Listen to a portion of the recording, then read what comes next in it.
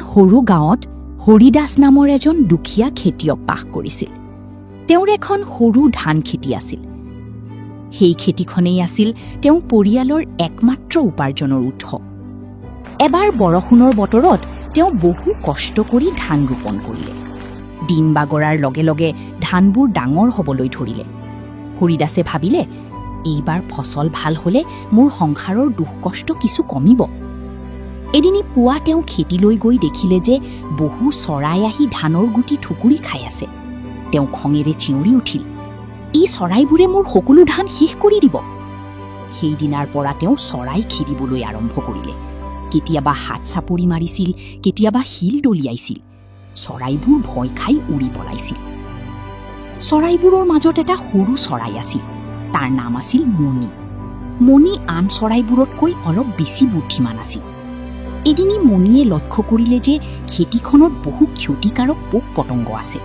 সেই পোকবোৰে ধানৰ পাত খাই নষ্ট কৰি আছে। মণিয়ে আন চৰাইবোৰক ক'লে, আমি যদি এই পোকবোৰ খাওঁ তেন্তে খেতিডৰা বাচি যাব।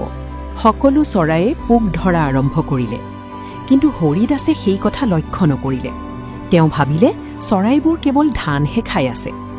এদিন তেওঁ এটা জাল আনি খেতিৰ মাজত পাতি থলে। জালখনত কেইবাটাও চৰাই ধৰা পৰিল। মণিও তাত আবদ্ধ হ'ল। সকলো চৰাই কান্দিবলৈ ধৰিলে। মণিয়ে ক'লে, ভয় নকৰিবা, আমি একেলগে চেষ্টা কৰিলে জালখন উঠাব পাৰিম। সকলো চৰায়ে একে সময়তে পাখি মাৰিবলৈ ধৰিলে। আচৰিতভাৱে জালখনো আকাশলৈ উঠি গ'ল। দূৰৰ এটা গছৰ কাষত এন্দুৰ বন্ধু এটা আছিল। চৰাইবোৰে তাৰ ওচৰলৈ গৈ সহায় বিচাৰিলে। এন্দুৰটোৱে দাঁতেৰে জাল কাটি সকলো চৰাইক মুক্ত কৰি দিলে। সেই সময়ত হৰিদাসে এই দৃশ্য দেখিছিল। তেওঁ আচৰিত হ'ল। আৰে, ইহঁতে ইমান মিলাপ্ৰীতিৰে কাম কৰে নেকি? কেইদিনমান পিছত খেতিখনত ভয়ংকৰ পোকৰ আক্ৰমণ আৰম্ভ হ'ল। গাঁৱৰ বহু খেতি নষ্ট হ'বলৈ ধৰিলে। কিন্তু হৰিদাসৰ খেতিত চৰাইবোৰে দিনে ৰাতিয়ে পোক খাই থাকিল। ফলত তেওঁৰ খেতি সুৰক্ষিত থাকিল। তেতিয়াহে হৰিদাসে নিজৰ ভুল বুজি পালে।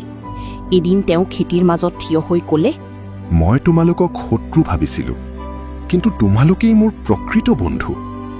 তাৰ পিছত তেওঁ চৰাইবোৰৰ বাবে পানী আৰু কিছু খাদ্য ৰাখিবলৈ ধৰিলে। মণি আৰু তাৰ বন্ধুবোৰেও খেতিৰ পোক পতংগ খাই খেতিখন সুৰক্ষিত ৰাখিলে।